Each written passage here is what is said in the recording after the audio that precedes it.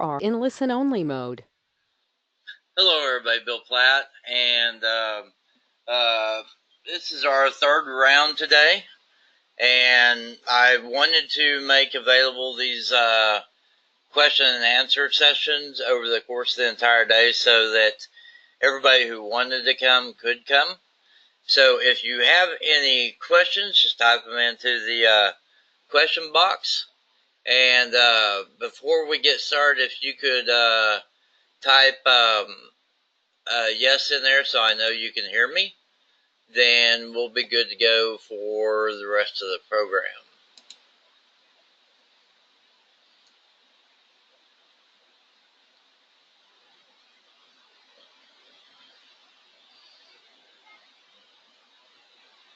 Okay, so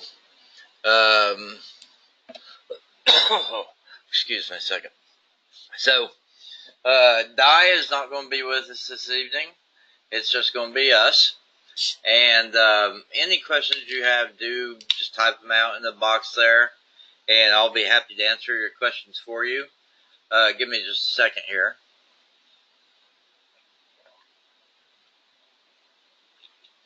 Now, I decided to do this because a buddy of mine who teaches fiction to his students, he had asked a guy the other day, somebody he was helping via email, and he asked him if how many books he had so far published after buying training for several years. And the guy told him 0 books. And so he got a inclination to go ask more people the same question. And he and I were both surprised that 25% of the people who had purchased his training over the last couple of years had never published a book, and 50% had published fewer than 5 books. And from that perspective, that's kind of what got this whole idea going, because a lot of even with what he's doing, one of his more popular products was about writing flash fiction. So technically, you could write up a book in an afternoon and publish it in an afternoon. And so the average person could publish a short story in less than 2 days, but less than just 50% of his customers had only published fewer than 5 books. So, from our perspective, there's a lot of reason why people don't actually publish books. They buy the training and then they don't publish. They buy the training, they don't publish. And part of it is like with the writing, maybe they haven't started writing yet. Maybe they don't know what story they're going to tell. But when we get into the journals, there's fewer things that can go wrong. And so the people who are publishing, who are going through the training for publishing journals but haven't yet published a book, the reasons are the same. It comes down to intimidation by some measure in the process. So maybe they're intimidated by the concept of how to design their book. Maybe they're intimidated by the concept of how to format their book, or how to upload their book, or how to list it for sale, or any of a number of other reasons. And so we wanted to, or at least I wanted to, give people the opportunity to ask questions about the process so that they can overcome whatever fears might be holding them back.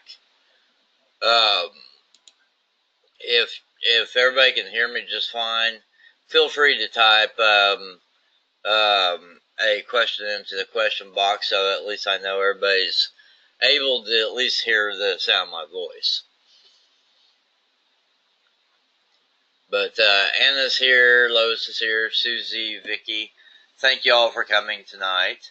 Vicky, third time around today. Congratulations.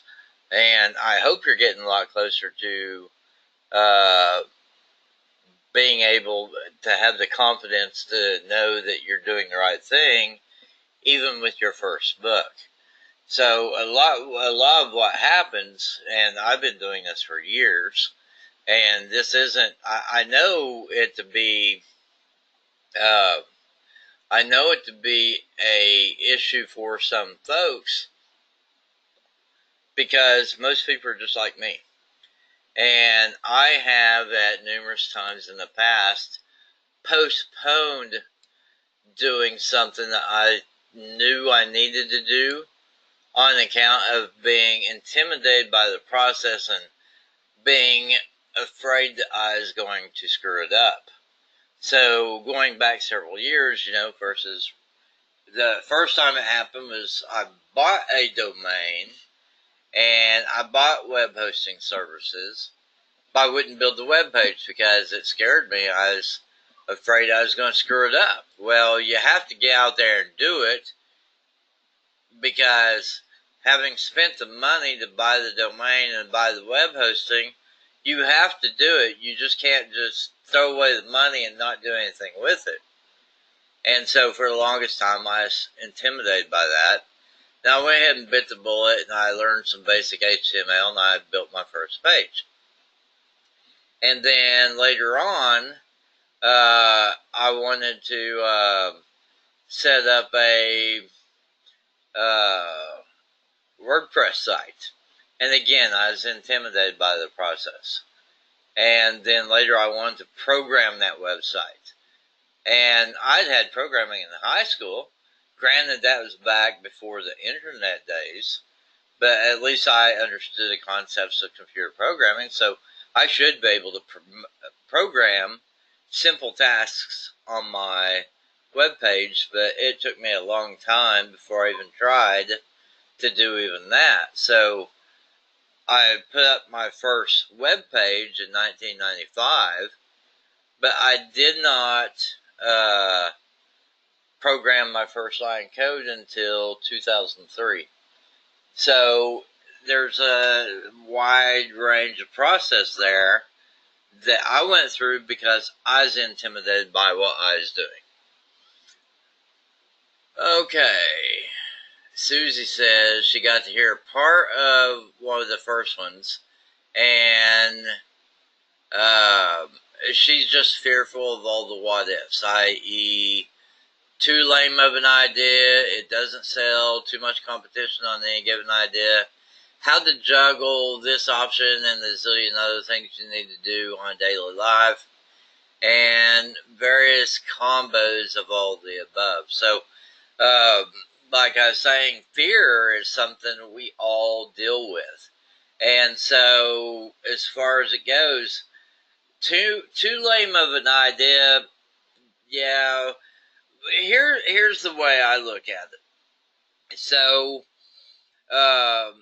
we might think it's lame, and which is the reason why I generally use pen names. If I'm embarrassed by my idea, I will slap a pen name on that puppy and publish it anyway. And here's the big thing about that. In order to make money with anything at all, you have to put a buy button on the internet. So the journal that you create is a buy button on the Amazon website. And without that buy button, you will never make money online, period. So it comes down to that old saying about you miss 100% of the shots you do not take, which comes from hockey legend. But it's absolutely true. If you do not take the chance, you're never going to make any money. So you have to be willing to at least put something out there. It may not be your best work. It may not be something you want to brag to your friends and family about. In fact, I didn't tell my friends and family what I was doing online for a number of years. And even today, it's funny because for years my dad passed away in 2009. And in 2005, I would go to his house. He knew I was making a living doing what I was doing. But every time I would go to his house, he would say, "Okay, so what is it you do for a living again?" And then I would explain it to him, and he would act like he understood. And then the next time I came to his house, he would ask the exact same question. "Okay, so what is it you do for a living again?" And he did not know how to ask the question in a different way. So he just kept asking the same question over and over and over again. And no matter how many different ways I tried to phrase and construct the answer, he would always have to ask the question again. Now, he passed away in 2005, and to this day, I don't think he ever understood what I did for a living. Which is fine, it's not what I was doing. Basically, I was a service provider. People needed a service. I provided that service to them, and that's the way that went down. But where I got in trouble was I tried to explain to him why people would want my service. Well, he could not visualize why people would want that particular service. So he never did understand what I did for a living at that point in time. Okay? So, the the part of it, as far as too lame of an idea, don't worry about that part. If you think it's too lame of an idea, just put it under a pen name and roll it on out there and keep on going. If you find that your idea doesn't sell, and here's the funny thing about what we do with the journals. Di and I actually learned about the journals from a friend of mine, Debbie Miller. So Debbie she'd bought my training on the coloring books, and she was learning the coloring book trade. And I had a conversation with her one day, and basically she had approached me. She was looking for a job, just part-time job doing online stuff. And she approached me and we had a talk. And I was fascinated by the story that she told. And the story that she told was that she was publishing journals. And the journals that she was publishing, she would sit down in the morning and she would design and put together her book manuscript. And then she would create 8 different book covers for that particular book manuscript. And then she would upload them to, then she would go to work for 8 hours and come home and upload those books to CreateSpace and approve any books that she had uploaded previously. But I was intrigued with the idea that she had the exact same book manuscript and she published 8 different versions of it each and every day. So she didn't work every day, but every day she did work, she followed the same principle. And within her first year, she'd published over 800 books. And then after we developed the Book a Day system, we gave her free access to the program as a thank you for giving us the idea. And she published another 500 books. So at the time she passed away earlier this year, she had over 1,300 books, creating for her $2,200 a month. And she left that income to her granddaughter, who is a single mom. So her 22-year-old granddaughter with the baby at home has $2,200 a month coming in because grandma made sure of it. So that's how we got started on this journey. So Vicky, I'm going to put up the recording again inside the Book a Day Facebook page. So, if you keep getting kicked out, then don't worry about it. You'll be able to listen to it later. So the thing about it is we're doing this quickly, and we're not worrying about whether the copy of the book we just put together today is going to sell. Our principle, and see, here's the thing: when Debbie passed away, she was making 2,200. Before she got the Book a Day system, she only had 800 books up there, and she was making about $900 a month. Okay, and then 6 months before that, she was making $200 a month, and she probably had 400 books out there. So what happens is, and many people can attest to this. So Debbie was the first, and then um, uh, Gary Whitman came along. He did it later, and then Michelle Brubaker did it later, and other people along the way began to do it later. So Kristen Roberts, she also did the same. And what everybody has learned by first-hand experiences, it's like a snowball rolling down a mountain. When you first start doing it, your income is going to be slow, and you're going to sell a few books here and there. But the more books you put out, the more opportunity you have to make money, and the more money you will make over the long run. So with a couple hundred books, most people are only making pennies.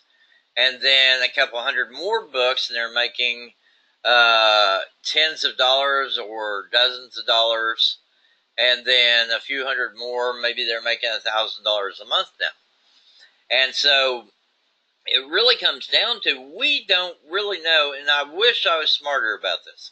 I really do. I've sold a lot of stuff online since the late 90s, and it's shocking to a lot of people because I sold services, I sold training, and I sold PLR products, and I've sold all kinds of books and other types of products, and I've written my own sales copy for a lot of those, and I've done my own processing, payment processing and such. And the thing is that since 1999, when I sold my first product online, I've sold over $2 million worth of products.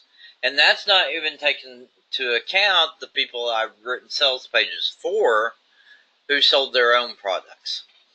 So to this point in time, I think I passed like $2 million in sales like 3 years ago. So I'm approaching $2.5 million in sales right now. But that's not per year. That's over the course of 19 years. So, which is pretty darn good, right? Most people would say. But at the same time, it's not as great as it could be. Because I know people who do $1 million a year, and it just irritates me that I don't do that. But the thing is, if I was smarter than I am, and I tend to think I'm pretty darn smart about it, if I was smarter, then I could predict which books would be successful and which books would not be successful. And I can't predict it. When I'm doing the training, I'm better at predicting what will be successful. I can, a lot of times when I'm doing training, I can tell you in advance how many dollars in sales that particular product is going to do for me, or that particular training is going to do for me. But when I'm doing a book to put up on Amazon, especially a journal or a coloring book, the ones I think will do well don't, and the ones I think nobody will like do well, which is an odd position to be in for somebody like myself. So what we end up doing is we throw a lot of stuff against the wall to see what sticks. And so I make fun of myself because two of my books that are selling really well. One of them, I put the like title part of the book together, and that's in a square box or whatever. And then I put a background image in there for my book cover, and that background image I put in there. One of my better selling books is a background image which is an asphalt parking lot. Somebody literally took a camera outside, took a photograph of a parking lot. I put that on my book cover on a whim. I didn't think anybody would buy it, but I wanted to put out more inventory. And that silly book with the blacktop parking lot by itself sells more copies than my other books put together. My biggest seller for this week is not the blacktop parking lot. It is a photograph of blue wavy fabric. So like when we were kids, we put fabric book covers on our textbooks. So that's kind of what it looks like, and it's in a dark blue color, and whoever designed that wavy book cover or that fabric book cover used a little too much cloth, so there's wrinkles in the book cover as well. And so that's one of my book covers, and that silly thing has sold really well this week. It's just crazy. So the things that I think will sell well don't always. And the things I think won't sell well often do. So it comes back to this. Everybody that I talk to who is making over $1,000 a month selling journals, they all say we have to just keep putting more and more and more product out there. And as we do so, it comes down, not all the books we produce are going to sell, and we'll drive ourselves nuts trying to predict what will sell. But the more products we put out there, the more of an opportunity we have to make money. And as we put more books out there, our income will naturally increase. And so I'm seeing the same thing with the journals. I make most of my money from training, but I make money from journals. Okay,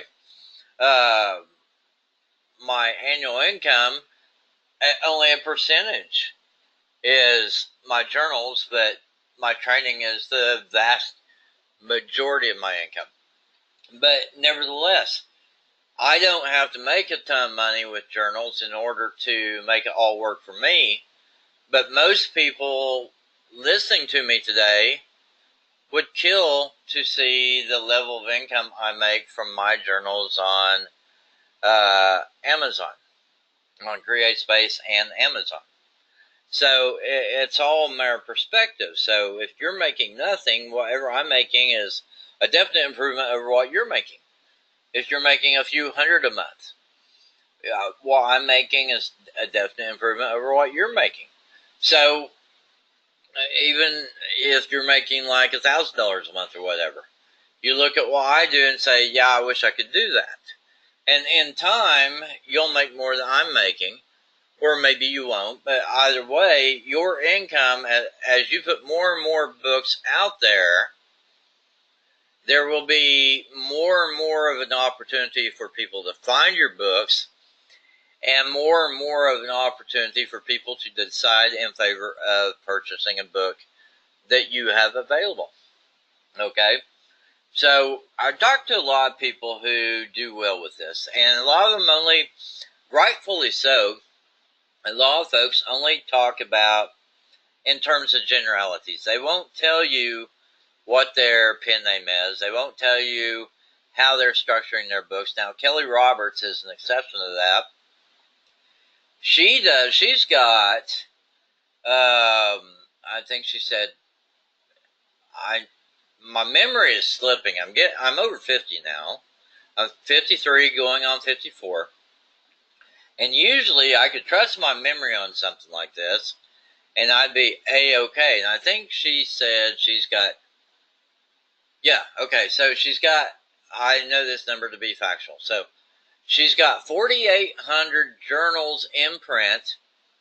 They're all 6x9 format, and they are all nothing more than blank lines on a page. She doesn't do anything clever about putting boxes on a page and word descriptions on the page. Every single one of her books is blank lines on a page, sort of like a spiral notebook. Just blank lines on a page. And she's got 4,800 titles, and she's making $6,000 a month. And around Christmas time, she makes about $10,000 a month.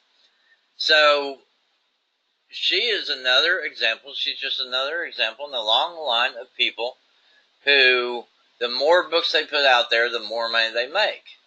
And she basically verifies the story I'm telling you right now, which we don't know which of our books are going to sell.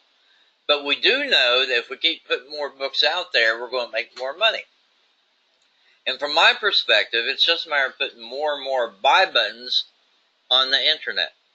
So there was Willie Crawford's a guy I follow, and I've actually been following him since 2002. He's kind of a big deal in a lot of circles, but I've been following him since 2002 because he became one of my customers in 2002.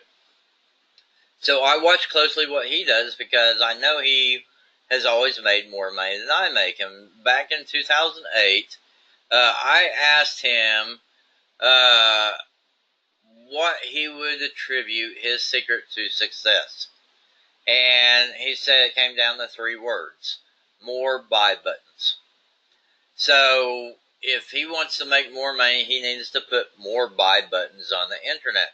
And so that's where my thinking is. If I want to make more money, I need to put more buy buttons on the internet. Now, some of those buy buttons are going to generate $300. Some of them are going to generate $1,000.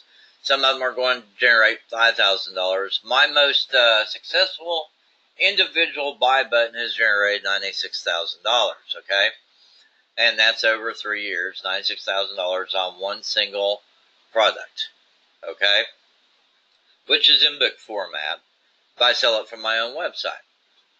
But the 96,000 is a gross number. It's not a take-home number. The take-home number is actually closer to $42,000 on that.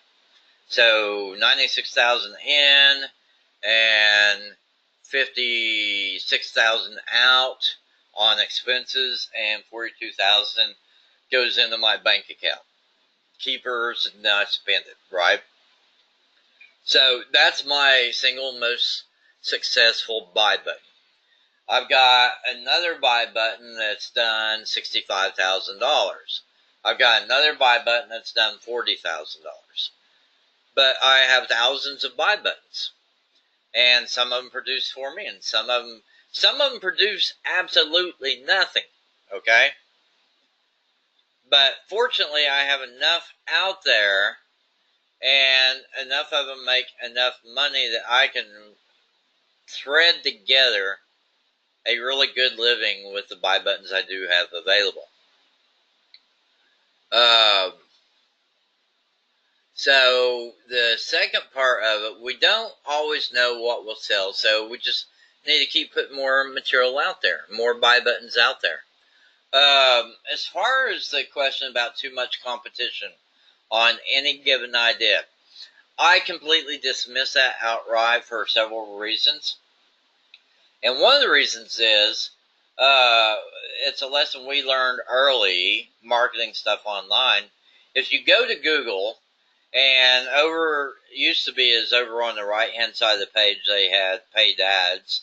Now the paid ads are at the top and bottom of the page. Now, here's what we learned years and years ago when Google was kind of new, and Google Adwords is still a new creation, And here's what that lesson was. We learned that if we wanted to target a particular product, we could go to Google. If no one had an ad for that type of product, it was a good bet that we should not try to sell that particular product. And the thinking would be that, well, I would do really well with it because I don't have any competition.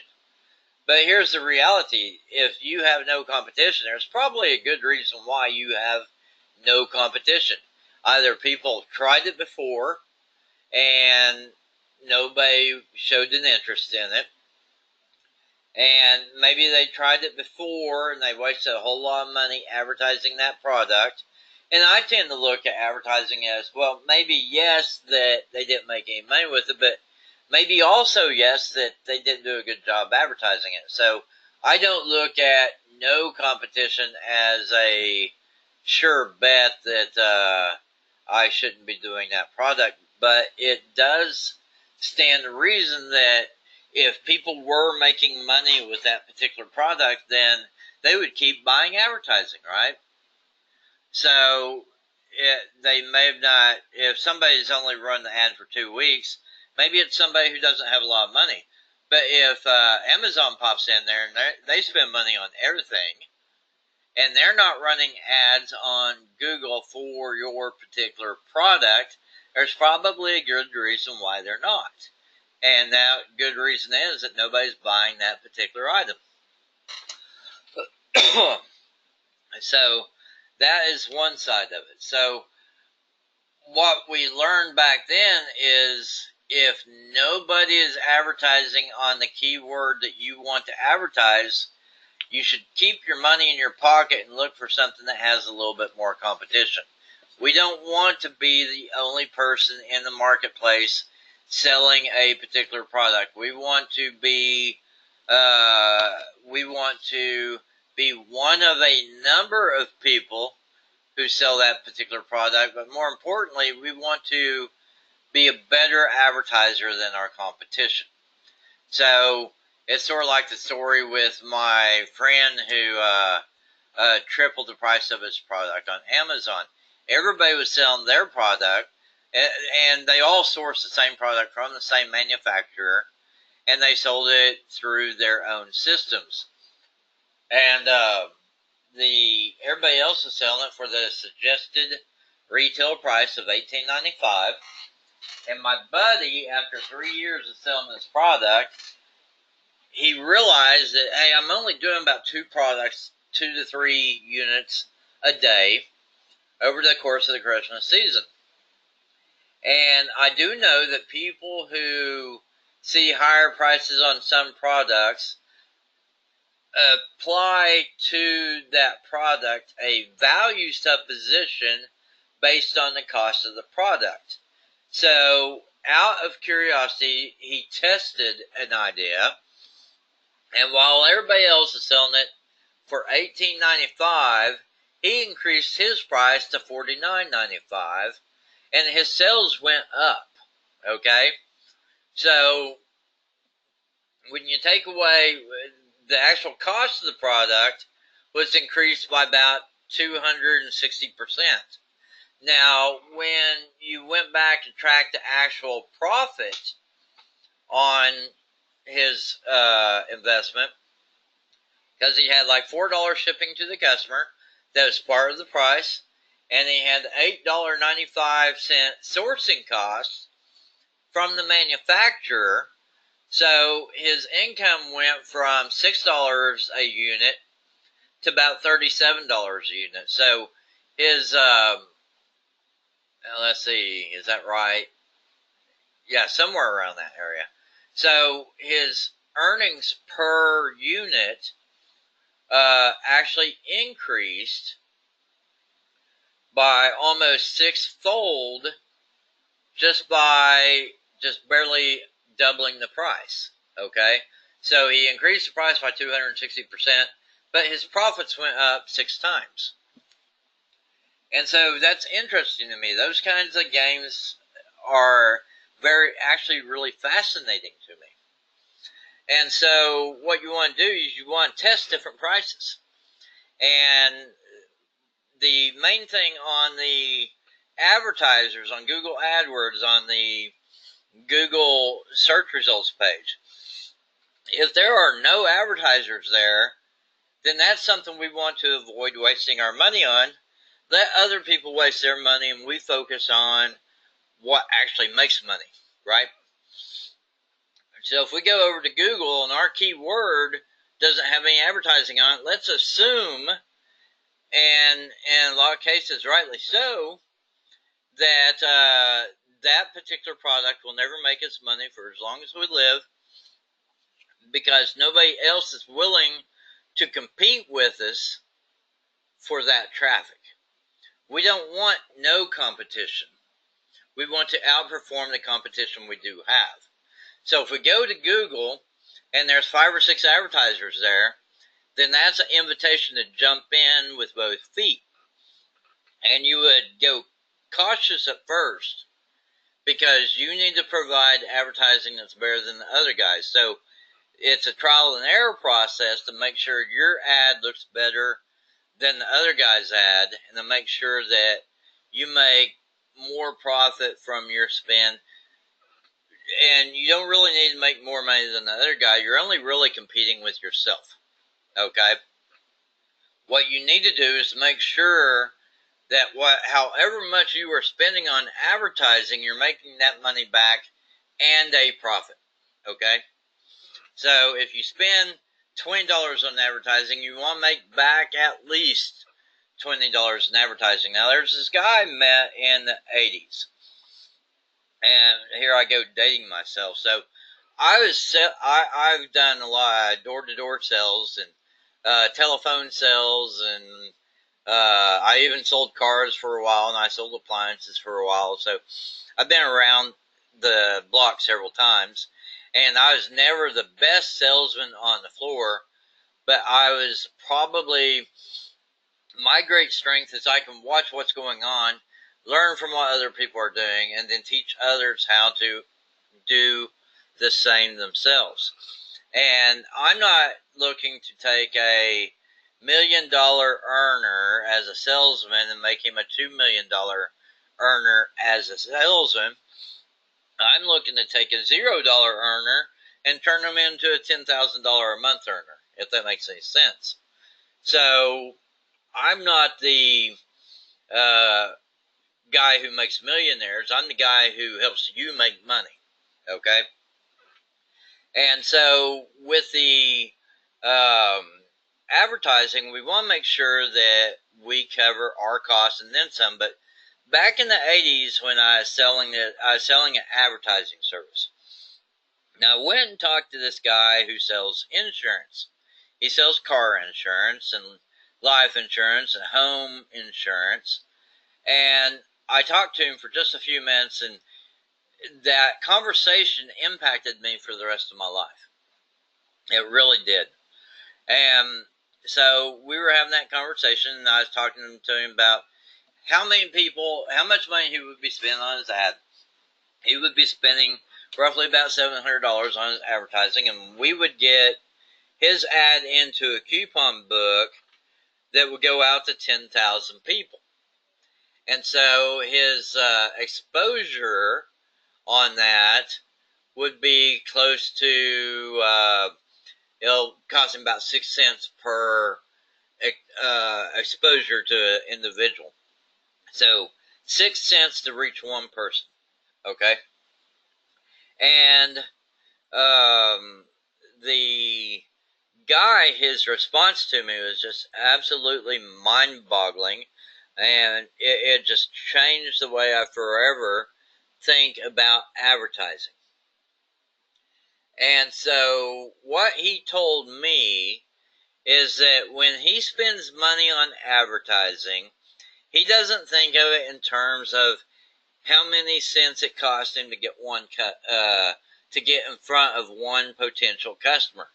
What he wants to know is that if he spends $700 on the ad piece, that he's going to make back $700 in sales. Now, he wasn't looking to profit on that $700 ad spend. He was looking to break even on that $700 ad spend.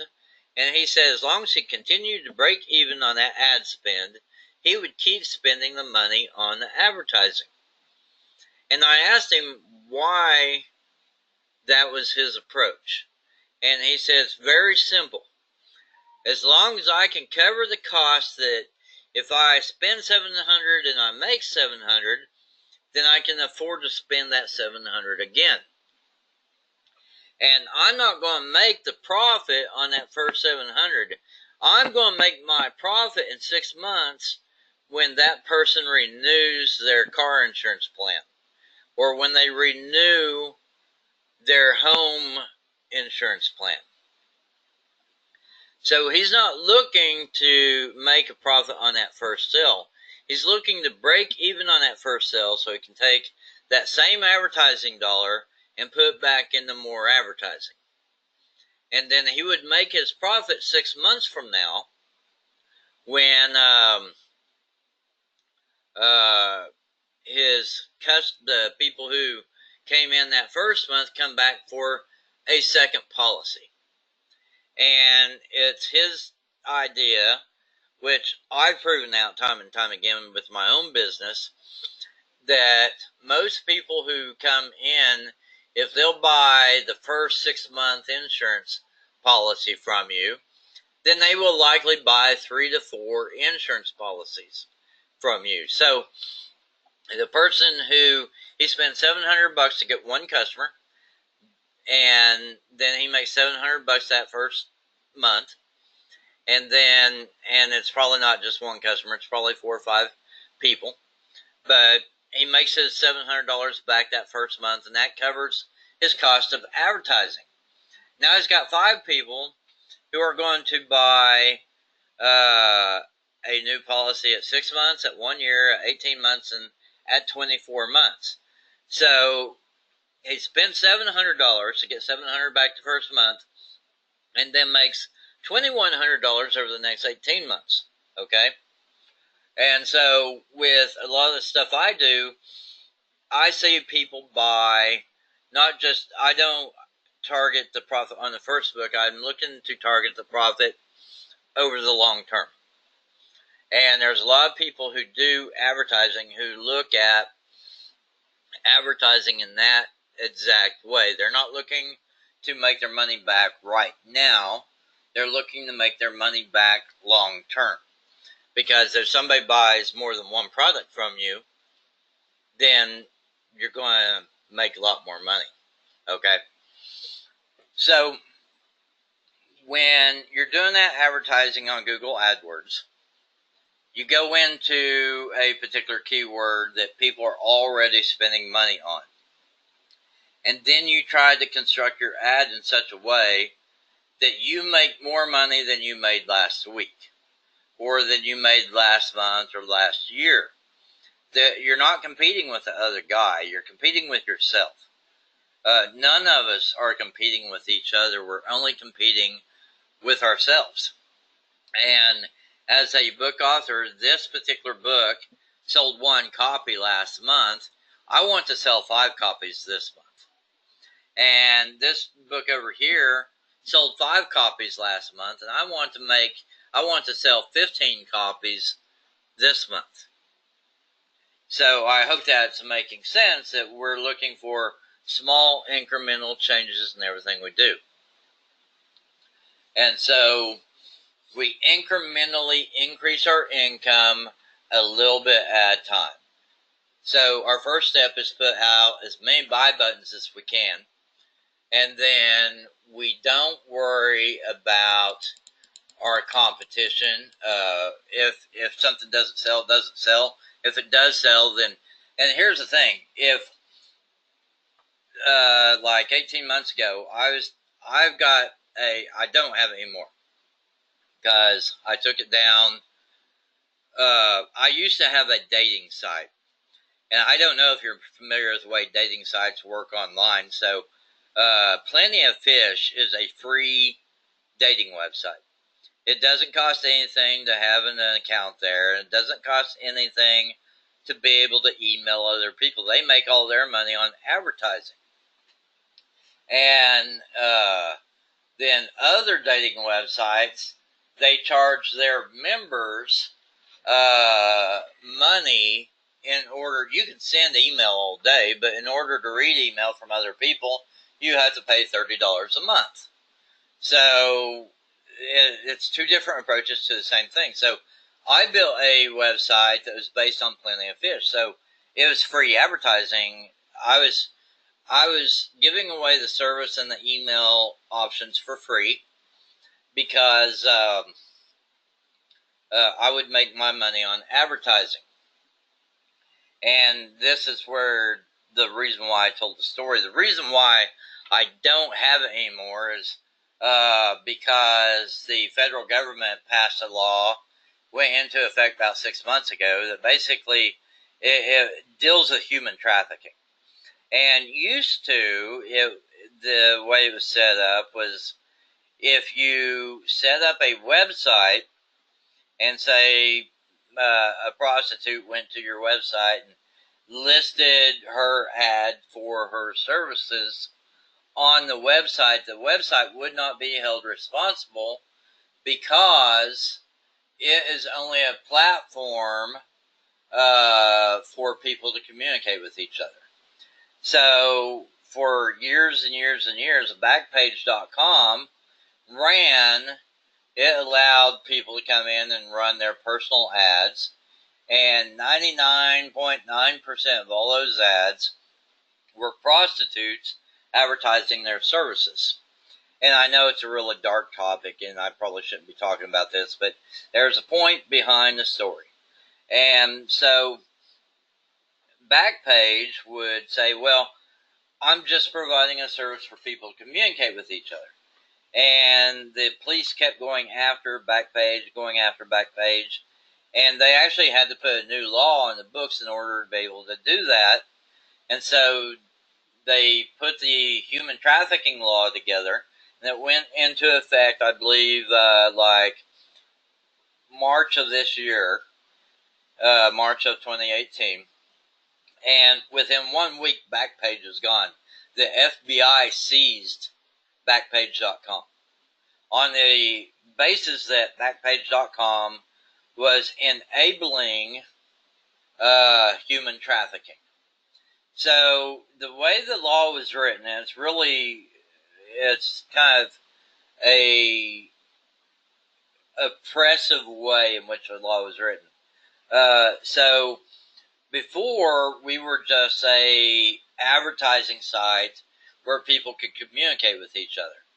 Then they changed the law to state that if any website participated and supported an illegal enterprise, then that website could be held liable. So because the way they looked at it wasn't, if they didn't really care if an individual woman was advertising her services online. What they cared about was a man selling a woman online for those types of services. So they went after Backpage because Backpage had ads, personal ads, from prostitutes on their website. And so with the new construct of the law that went into effect, they were able to seize the Backpage.com website within a week of implementing the law.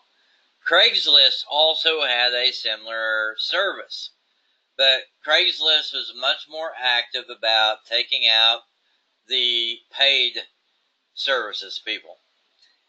But when the law went into effect, the Craigslist people read how the law was put together, and they realized that there's nothing they could do to prevent their website from being held liable for anything that went on in that regard. So the day the law went into effect, Craigslist took their personals offline. And so I went and looked at the legislation. I looked at what was passed. And the day after the law went into effect, my website came down because I did not want to be held responsible for that type of thing, even though I wasn't enabling prostitution, but the way the law was written, I could be charged with enabling prostitution if somebody went into my free dating website and offered themselves for money. Okay? So, long story round. There is a reason why I told that story, and the reason why I told that story is 2 years ago, I had a really awesome month with advertising on that dating website. And so I was humming along, making $200 a month, $200 a month, $200 a month, and then one month I made $1,800 a month, $1,800 in that 1 month. And I was like, oh, that's awesome. You know, I want to increase my income, so I took that 800 and turned around, and up until that point in time, I've been running free ads. I wasn't doing any paid advertising. But when I had that $1,800 a month, I pushed all that money right back into advertising so I could grow my long-term income revenue on that website. Now, unfortunately, when all is said and done, I had to take the website down because I wasn't going to put myself in a position to get sued by the federal government and having my assets taken, right? So I took down my dating website. It's no longer there. You cannot find it. And you can never find it anyway to begin with because it was under a pen name. I never put under my own name, okay?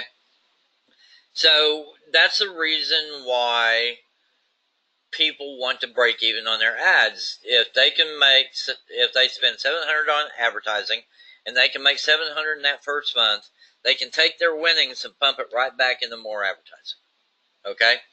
So you don't want a book that has no competition. You want a book that has competition who is willing to spend money to find more people to buy that book. I hope that makes sense. I know it's a long way around on that story, but I think it got us to where we need to go. Okay, so you don't want to worry about the competition either. So if your book, so on the it doesn't sell question, it either sells or it doesn't sell. If it does sell, we want to figure out what made it attractive to people and then do some more advertising that kind of focuses and re-emphasizes the reason why people were buying that particular book. If it doesn't sell, we don't worry about it because we only spent 10 minutes creating the book and we'll just go on. Okay? So I typically upload anywhere from 20 to 25 books an hour if I'm focused on my task.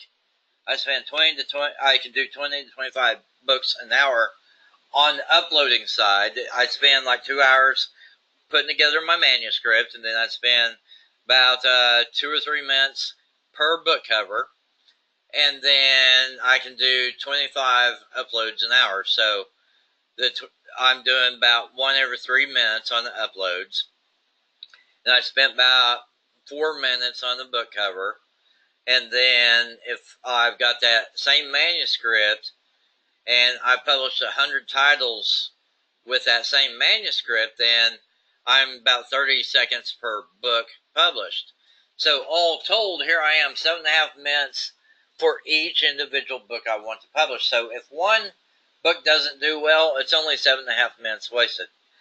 If it does do well, I want to figure out how I can get it to sell more. And so a lot of what I'm doing is picking the winners. I'm putting a lot of material out there, putting a lot of buy buttons on the internet. Once I identify a winning combination, then I go back and I start testing some advertising on that particular title. And if my advertising doesn't work, then I try to refocus my advertising in a way that will increase sales. Because if the book is selling 10 copies a day or a month or a day on its own, then it's doing better than 80% of my inventory. So I know that if it's doing, it's kind of the 80-20 rule. Most people, they observe that 80% of their effort is invested in activities that make 20% of their income, and vice versa. 20% of their activities are focused on items that result in 80% of their income. So we want to focus our 20% time on the things that also make us 80% of our income. And the way that works is 80% of our books aren't going to sell and 20% of them will. And of those 20% that do, we take those sales records, those sales spreadsheets telling us which books are actually selling, and then we go and try to figure out how we can run ads to generate more sales on those books. So maybe I'll notice that I sold 10 copies of that one journal this month. I might go over and create a post for it on Facebook and then try to get people to share that post. And then it's just free advertising this month, and I'll wait and I'll check my sales for that particular book next month. And if it went from 10 to 12, then I've increased my sales by 20% by doing just one free ad. Now, what if I could take what I did in that free ad and amplify it with a little bit of paid advertising, where I'm not spending too much money to generate that advertising or generate those individual sales? Maybe I can spend 20% of my income to generate another increase in revenue. So everything's done in incremental fashion. You find your winners and you figure out how you can amplify the winner to sell more books. And whether it's free advertising or paid advertising is better when it works. It doesn't always work. You have to keep track of that to figure out, okay, this is making me money and this isn't making me money. This action increased my income. This action decreased my income. And focus on the things that worked well for you. And the whole thing there is you have to keep track of what you're doing so you know what is working and what is not working. And then focus your energy on what is working. So we put 100 books up there. 80 of them didn't sell. 20 of them did sell. The 20 that did sell, we want to break those down also into the 80-20 rule. So 4 of those books are selling 80% of the copies, and we're going to focus our advertising on those 4 books. However, we are going to drop a few ads, a few free ads. We'll put the free ads on the books that sold 1 or 2 copies a month. And the 4 books out of 100 that are selling more than 20 copies a month, we're going to first put free ads out there for it to see if we can see a measurable increase in sales. And whichever ad generated the increase in sales, we're going to apply paid advertising to that particular book. So everything we do is an incremental increase. We're trying to incrementally increase our income based on the books that we have in circulation, the buy buttons we have out there, the sales that we're getting on the buy buttons we do have, and working within the constraints of what our competition is. Now, here's the interesting thing on the competition. Like I said, you're only competing with yourself. Your competition is telling you where the money's at. Okay? So one of the most fascinating things you can do is once you figure out which of your books is selling, then you can go out and you can find who are my competitors with that particular book. And now I know who my competitors are. What kind of advertising are they doing? And so it's fascinating. So I pay attention to Frank Kern, and some of you will know who he is and some of you will not. But he had made a notation that about 6 months ago, his advertising on Facebook went from being insanely profitable to being not profitable at all. And so his marketing manager went and started doing research, trying to figure out what exactly happened here. Why is the things that we've been selling for 2 years and making incredible profits with, how come that stuff isn't making us money anymore? What went wrong? And what they figured out was, now you can go, if you find any individual ad on Facebook, and you can go to the page of up at the top next to the picture, it's got the page name, and you can click on that and go to the page of the vendor, and over on the left hand side of the page, at the bottom of the page, there is a link there. I don't remember the terminology offhand, but it's like the bottom URL, and it is basically ads that this particular page is running. And so what people were doing was they were going to Frank Kern's page that he is promoting with his paid ads. They were scrolling down to the bottom of the page. They were clicking that link for the advertising, and they weren't just mimicking Frank's ads. They were copying Frank's ads, the same pictures, the same words, the exact same offer.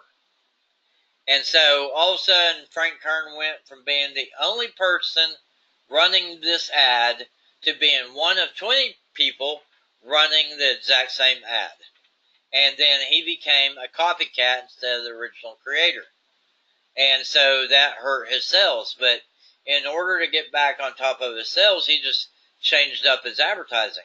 And what's fascinating about what he's doing now is he's running video ads, and he's in a different business than you and I with our book publishing, but it's fascinating to watch because we can learn a lot from him. So he changed it around where he is no longer pointing you to a sales offer. He's pointing you to an offer where you can get something for free.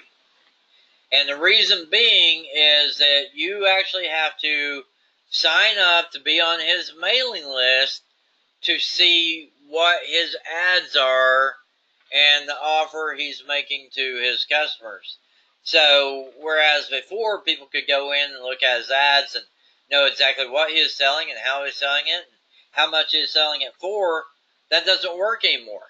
Now you have to sign up for his mailing list and then get a phone call from one of his staff, and then if you make the cut, then you'll be presented with the advertising that sells what he is selling. So it's a different take. But my point is, like with Frank, you can go to his page and scroll down and look at his actual paid ads on Facebook and duplicate those. We can do the same with our business. We can duplicate the advertising that our competition is doing. Now, I don't encourage us to copy what other people are doing. That's what a lazy person does. We don't want to copy what our competition is doing. We want to look to what our competition is doing for insight into what we can do to promote our books. So instead of copying them, we want to use them as a inspiration for our own advertising, if that makes any sense at all. So we don't want to be just one of 20 people using the same ad. We want to take the best of the best and improve on what they've done. Okay? And then we're back in that 80-20 rule. 20% of our effort will result in 80% of our income. And everything you do online from that day forward should be focused on that 20-80 rule. 20% of my effort will result in 80% of my income. And you just focus on that 20%, 20%, 20%. But you have to track your stats to know what's in that 20%. So you go in, you go through your book list. Every time I sell a book on Amazon, I know which book sold.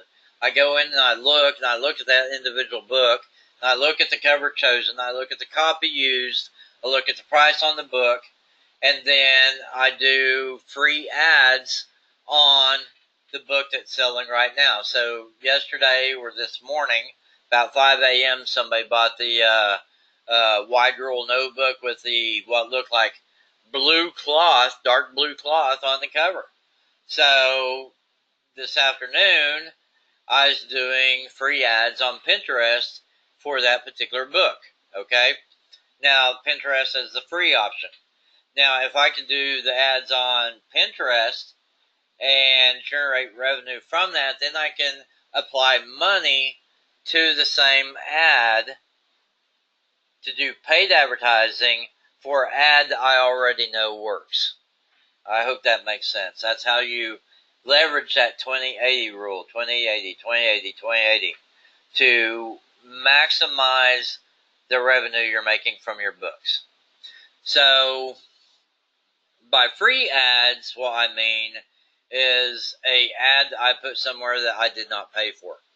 So if I go onto Facebook and I put together a post that has a picture of my book, and it's just a post on my timeline. It's got a picture of my book and a link to Amazon where people can click the link and go over to Amazon and look at the book. If I do not pay money to advertise that ad and I just share it out, that's a free ad. Okay? And if you take that same ad, when you post to your own timeline, that's one issue. You're sharing it with your friends and family. When you build a page on Facebook, then you can do paid advertising with your page. And you cannot do paid advertising unless you are using a Facebook page as the personality doing the ad. So you can share it on your timeline and you can set up a page and build up your followers.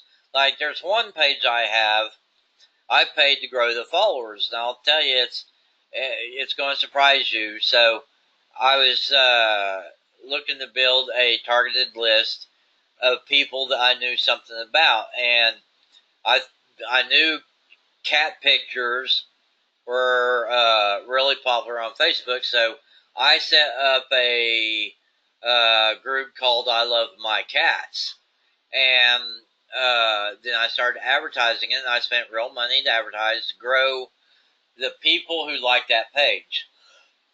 And right now there's like 6,600 people who like that page. Now, every time I put a post on that page, several hundred people will see it and they will like it right away.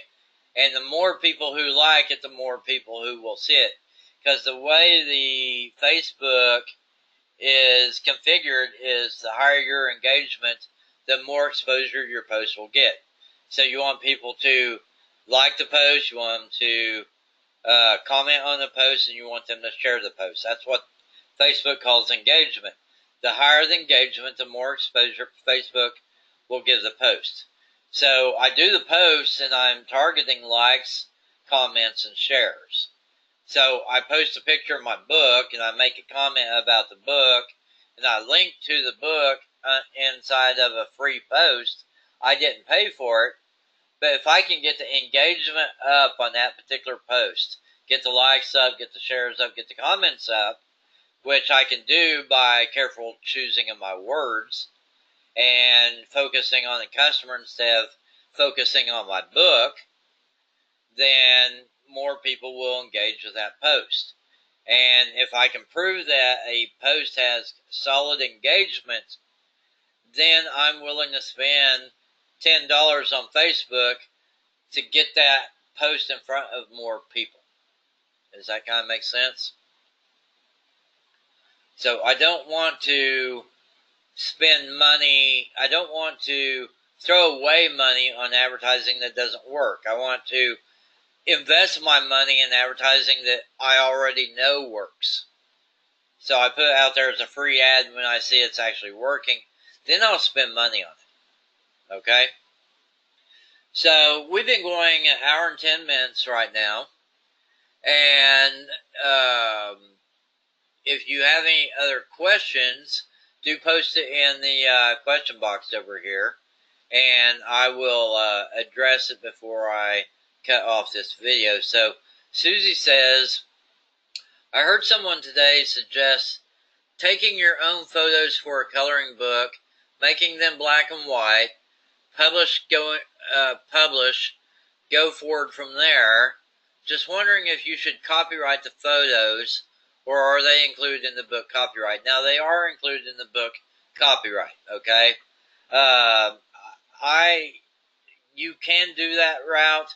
I did the coloring book training back in 2015, and I've done a lot of video training for that topic since. And here's the thing that you got to understand. When you're dealing with photographs and you're transferring photographs to a coloring design, it seems great in theory. It rarely works in actual participation. So what happens is you run it through your software. The best you can do is you can grayscale that image. And there are some people who enjoy coloring grayscale images, and that is fine. But pure coloring book isn't grayscale. Pure coloring book is you got your well-defined lines and you got your well-defined white area. So once you grayscale it, then you have to go back in with an eraser or some other methodology to make the grays white and make the blacks darker. Now, there are tools you can do that. You can do like 90% of it with software filters, whether you're using the filters in Facebook or Paint.net or GIMP or Canva. You can do it with all of them, but each of them have their strengths and each of them have their weaknesses. So it does work, but it doesn't work well. So when I did that, I hired a friend of mine here in town to go around town, take photographs of all the major landmarks in town. Then I ran it through Photoshop to clean it up and turn it into grayscale, and then to put it into a coloring book.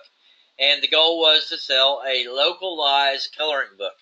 Now, my problem is I take on too many tasks and don't get all of them done. And that's one of those projects that never got done because converting the images to grayscale turned out to be much more difficult than I imagined it would be. So we go down, we took a picture of the Pioneer Woman. Well, the Pioneer Woman is a bronze statue, and with all those bronze statues, like the Statue of Liberty, it starts out as kind of a beautiful bronze color, and then as it weathers, it turns green, and then a little bit later, it turns black. And once it turns to black, your software is unable to distinguish where the lines are in the sculpture. So what happens is you take a picture of the sculpture and then you try to grayscale it and it'll never work. Never, ever, ever in a million years. And so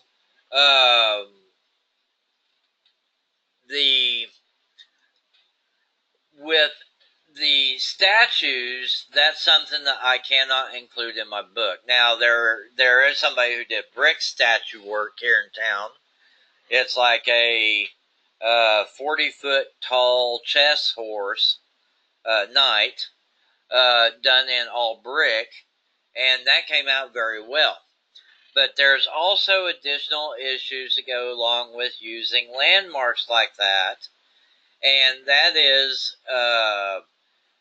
the architect actually has copyright over the individual design that applies to the architecture of the building and photographs taken of that building. Now, some buildings have that copyright protection, some buildings do not.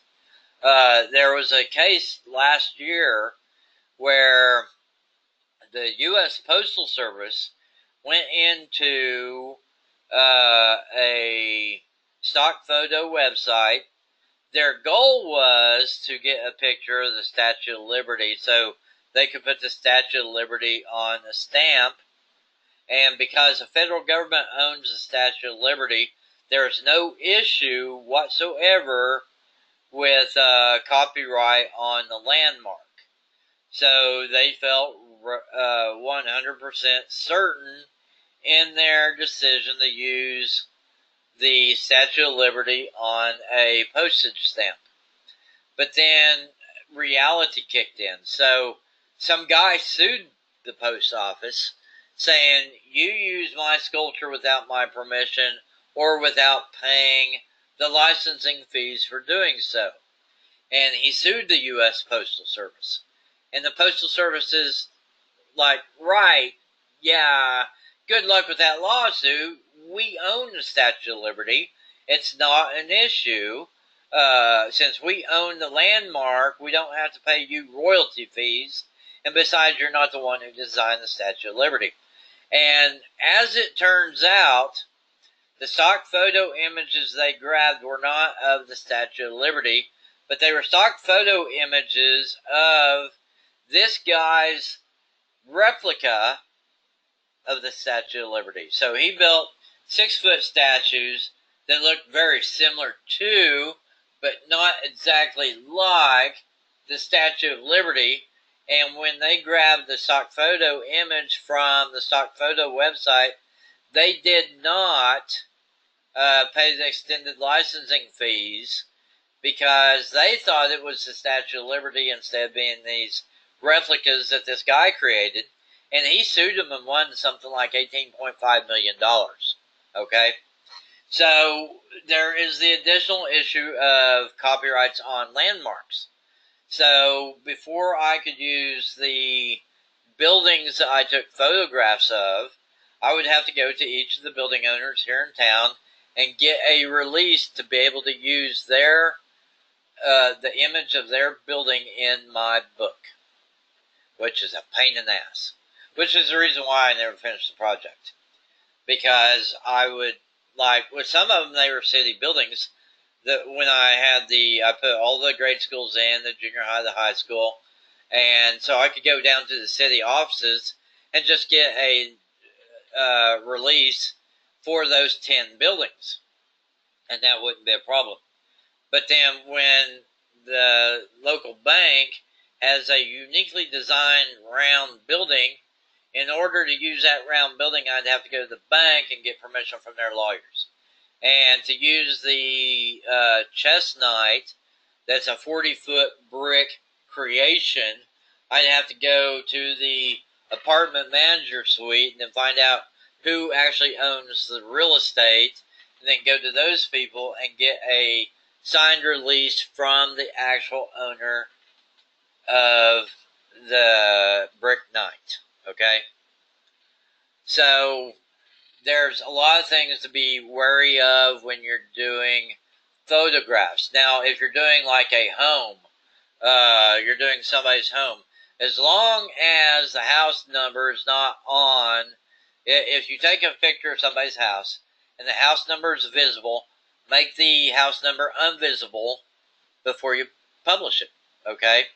So you can grayscale that, but if it's got a house number on it and the address can be identified, then the homeowner owns the rights of determining whether you can put their house on inside your book. Now, in my town, it's like Allstate's doing right now, the Park Street commercials. So the most popular city street name in the United States is Park Street, but every Park Street is different. So in North Dakota, they have to insure for ice and snow, and in Florida, they have to insure for rain, and in California, they have to insure for mudslide. So it's all these park streets are different, but the same thing applies. So if you get a identifier on a house and it's on Park Street and it's 364 Park Street, you may not specifically say that is in Ponca City, Oklahoma, but if my other landmarks are in Ponca City, Oklahoma, then I could get in trouble with a homeowner for putting their house inside my book. So there's a lot of things with architecture that you need to be wary of. The best resource on this is actually published by who's those people who we never want to screw with on the stock photos. I can't believe I can't think of the name right now, but there's one company who does the high-end stock photos, and they sue everybody under the sun.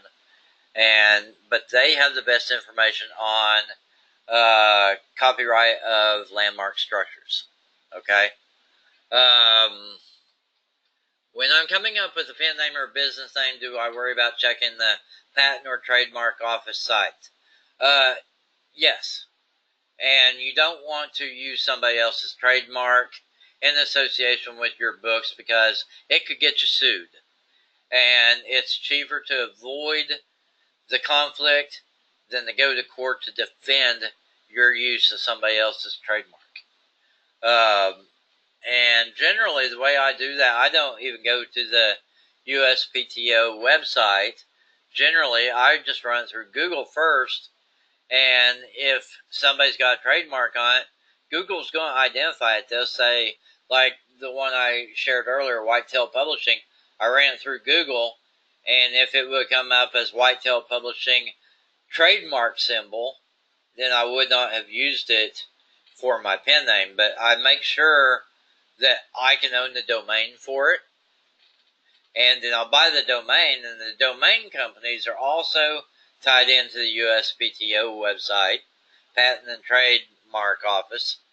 And so if I buy a domain that falls under patent or trademark protection, they will say you can't buy this domain. So so I go buy the domain, I spend $10 I check it in Google first, and I buy the domain, and if it passes the sniff test with the domain registrar, then I'm not too worried about it. I believe it's going to pass the trademark test because the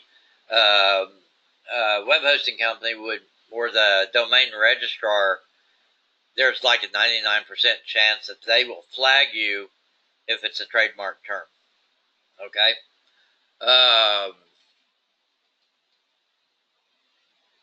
So Susie used to live in Pawhuska, and she's right that we're neighbors, because that's like 40 miles from here. And now she lives in Siloam right now, which is due east. And I don't know how far due east. I assume that's out by Miami, but I'm not real sure. Okay, so... Oh, Siloam Springs, Arkansas. Okay.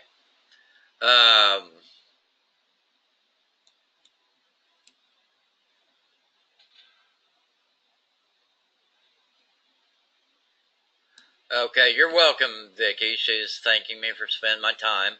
And in the future, if you do have questions, go into the Facebook group, and I answer when I can, and Di answers when she can, and sometimes other members of the group have the answer you're looking for, and they get to it before we can. So what generally happens, I go into the group a couple times a week. I try not to spend every day there because I spend way too much time on Facebook anyway, and I waste too much time on Facebook. So what I do is I go into the Facebook group, and I look for questions that I can answer in video. And I do shoot a minimum of one video a week to post to the group. And I'm wanting to get to the point where I'm posting 7 videos a week.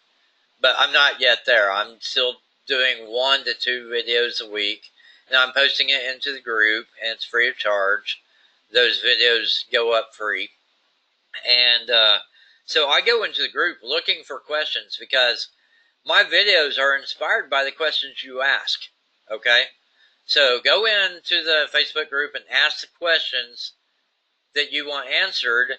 And if I see your question and I think that your question would make a good video, I'm going to record a video to answer your questions and then post it into the group. So that's my recommendation on that. Ask where ask in the group, because more than sometimes I don't even have the answer, and sometimes Di doesn't have the answer. But when we do have the answer, it's the best place to ask, because other people get to see the answer too.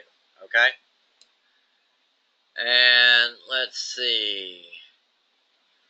Let me just make sure that I have all the questions answered. I think I do. Yeah, Susie, it was fascinating to learn that we can use multiple copies of the same book to publish. And if it wasn't for Debbie Miller, I would have never figured that out. Well, I might have figured it out later. But Debbie was kind of the inspiration for this whole thing. And her success story has powered the success story of so many more people. And so it is fascinating. So she was doing 8 books. And one of my first customers who bought into the Book a Day program, she did 200 books with the exact same internals. And since then,